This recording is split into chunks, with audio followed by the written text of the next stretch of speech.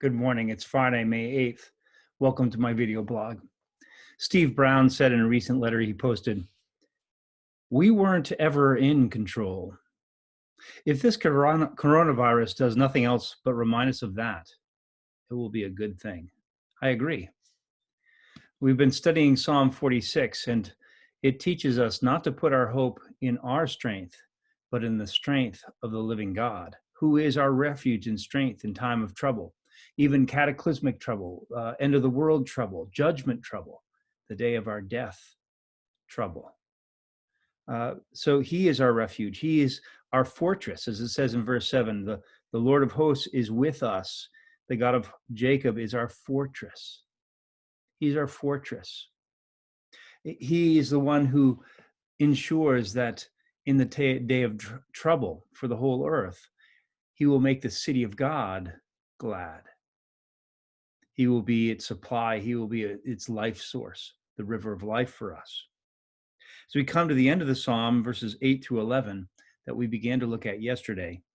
We see that God brings utter judgment to all of his enemies. See this in verse 8, "Come and behold," and that's the come and see as a vision, as a prophet, "the works of the Lord, how he has brought desolations on the earth. He makes wars cease to the end of the earth. He breaks the bow and shatters the spear.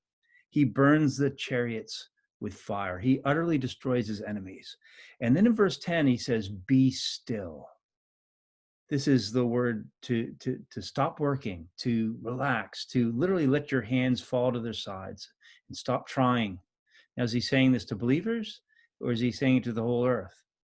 I think in the first instance, he's saying it to the whole earth.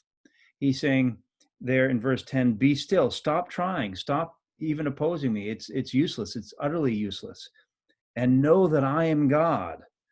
He says, "I will be exalted among the nations. I will be exalted in the earth." So he's saying to the whole earth, stop your rebellion, stop your resisting. It's utter folly. Let your arms drop to their sides and stop.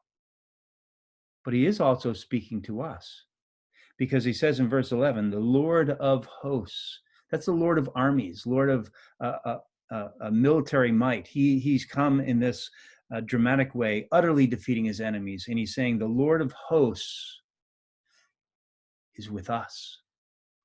And so that all that might, all that power, all that strength that's terrifying is a comfort to his people, because he's with us. He's with us.